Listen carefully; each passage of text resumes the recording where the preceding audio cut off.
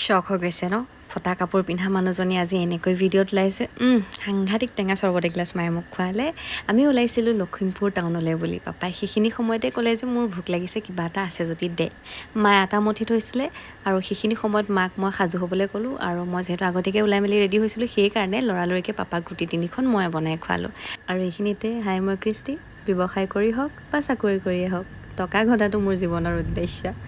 আই just লাভ মানি সকলোৱে টকা ভাল পায় কিন্তু ক'বলৈ সংকোচ কৰে কাৰণ পইচা নহ'লে একোৱেই নহয় আজি আমি লখিমপুৰ টাউনত কৰিমগৈ কাপোৰৰ বজাৰ যিটো নেকি মই বহুত বেছি ভাল পাওঁ আৰু ঘৰখন বুলিলে বজাৰ কৰি কোনোবা এদিনা জানো শেষ হয় কাপোৰৰ বজাৰ হওক বা কিটচেনৰ বজাৰ হওক এইখিনি বস্তু পিছে মই বজাৰ কৰি ভাল পাওঁ দেই কাপোৰৰ বজাৰ আৰু কিটচেনৰ বজাৰ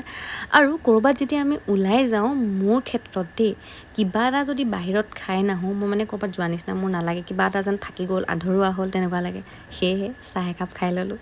আৰু এটা কথা আমি দোকানত গৈ যিমান মানে মোৰ কথা কৈছোঁ যিমানো পচন্দৰ বস্তু নিকিনো কিয় ঘৰত আহি যদি এবাৰ গোটেই বস্তুখিনি ফান কৰি নাচাওঁ মোৰ মানে শান্তি নালাগে আপোনালোকৰো হয় নেকি এনেকুৱা পিছে আজিলৈ আহোঁ দেই বাই